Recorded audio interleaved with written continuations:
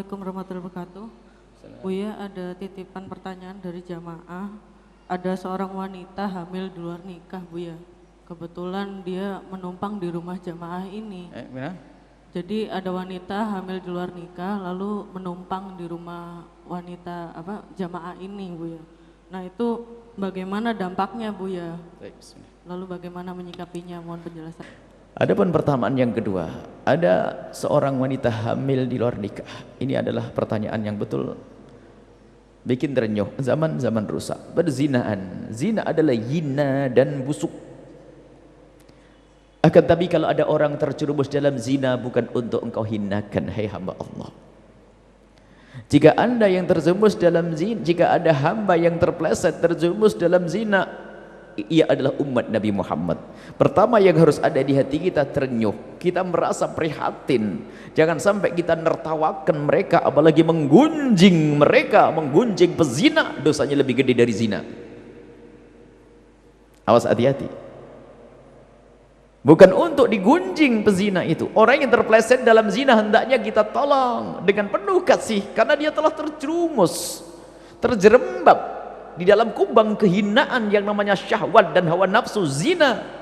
Itu terjerumus, harus kita tolong. Ini kaidah. Dan hendaknya kita menjaga kemuliaan anak-anak kita. Berzinaan itu hanya dilakukan oleh orang rendah, dan dia merendahkan diri. Zina itu bagi orang mulia itu mustahil. Pada zaman Nabi Sallallahu Alaihi Wasallam, ada Nabi di saat berbaiat kepada para wanita, Nabi Muhammad mengajak baiat, hai wanita-wanita, berbaiatlah kepadaku. Baik ya Rasulullah. Untuk apa? Untuk engkau tidak mencuri, baik. Untuk tidak minum minuman keras, baik. Untuk tidak berzina. Para wanita Arab kaget. Nabi mengajak kami berbaiat untuk tidak berzina. Mereka berkata, Hindun, ya Rasulullah, atasdil hurratu, apakah mungkin orang seperti kita melakukan zina? Jadi zina itu enggak kebayang bagi orang mulia. Enggak kebayang, bingung di saat diajak baiat untuk tidak berzina. Gimana mungkin berzina? Karena kemuliaan bagi mereka adalah betul-betul dijaga, kehormatan. Jadi orang terjerumus dalam zina adalah rendah. Karena rendah, jangan direndahkan lagi, akan tapi perlu ditolong. Rumah anda dimasuki oleh orang yang hamil luar nikah, apakah ada efek kepada kelingkungan? Tugas anda adalah untuk menutup aib tersebut. Didik dia dengan baik, tutup sampai dia lahir. Kalaupun anda tidak mampu, kearahkan ke tempat lain. Jangan sampai terungkap kasus perzinaan tersebut. Harus ditutup.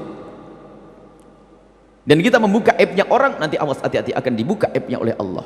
Aib kita perlu ditolong itu. Bukan untuk kita ramaikan di kampung. Bukan. Kalau ada orang terjerumus dalam zina, hamil di luar nikah, berat mereka. Jadi bantu dia untuk tobat. Caranya apa? Besarkan hatinya kalau Allah Maha Pengampun. Ayo ngadep kepada Allah.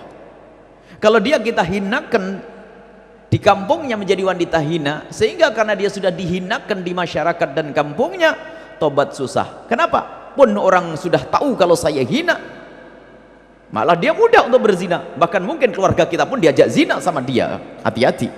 Kalau anda merendahkan perempuan berzina, bisa saja yang diajak zina adalah suamimu, wahai para wanita.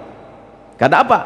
Engkau merendahkan dia, dan dia sudah merasa dirinya rendah, tidak peduli siapapun. Yang penting aku akan melakukan zina, pun di kampung aku sudah dikatakan zina. Maka hati-hati, jangan membuka aibnya pezina, tutup aibnya orang berzina. Nah, tutup aibnya orang berzina. Kemudian yang kedua, jika anak tersebut tahu ibunya pezina, mudah menjadi pezina. Karena apa? Kalau dia dihadapkan kepada satu tantangan, misalnya syahwat dan hawa nafsu, ingin melakukan zina, dia ingat ibunya, ibuku juga begitu, ngapain saya tahan-tahan? Apalagi di saat dia merasa rendah, psikologinya terganggu, sehingga dia akan mudah merendahkan dirinya. Akan tapi jika anak tersebut lahir, kita kemas bahasanya dia adalah dari ibu yang mulia, ibu yang baik, maka dia besar hatinya dan bisa terjaga. Ini adalah pekerjaan besar. Awas, jangan membuka aibnya orang berzina, jangan menceritakan dan jangan menggunjing, dan itu adalah dosa. Nabi SAW, ada orang ngaku zina kepada Nabi SAW. Ma'iz ya Rasulullah, halaktu wa qad zanaitu ya Rasulullah, aku telah berzina. Nabi menutup, la'allaka lamasta, mungkin kau hanya menciumnya. Tidak ya Rasulullah, aku melakukannya. La'allaka qabbalta, mungkin kau menciumnya saja. Tidak ya Rasulullah, aku melakukannya. La'allaka fakhatta, mungkin tidak sampai masuk. Ya Rasulullah, aku melakukannya. Baru dicambuk, baru dirajam oleh Nabi SAW. Jadi Nabi pun berusaha untuk menutup aib. Jadi jika teman tadi yang dimasuki oleh wanita hamil luar nikah, hendaknya segera ditutup dan diajari untuk tobat. Ditutup dan diajari untuk tobat sampai dia tobat. Karena dia adalah umat Nabi Muhammad SAW. Jangan sampai dia terus terhinakan dengan perzinaan. Kadang tidak mengerti, tidak ngerti solusi. Termasuk orang tua kadang menemukan anaknya hamil di luar nikah. Menemukan anaknya hamil di luar nikah. Karena dia tidak punya ilmu, langsung laki-laki yang menghamilinya dicari.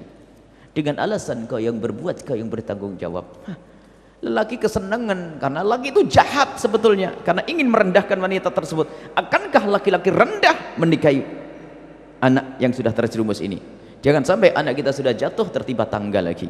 Ini problem orang tua yang tidak punya ilmu. Kadang-kadang giliran anaknya sudah hamil, awalnya anaknya tidak dididik dengan benar, giliran anaknya hamil di luar nikah, ternyata apa? Dikejar laki-laki yang menghamilinya. Sementara yang menghamilinya pun waktu yang bersamaan mungkin menghamili wanita yang lain. Naudzubillah. Pilihkan pasangan yang benar. Biarpun anak kita sudah terjerumus dalam kehinaan, naudzubillah. Semoga anak kita tidak. Biarpun anak tersebut terjerumus dalam kehinaan, bukan berarti dia harus kita hinakan dengan laki-laki hina.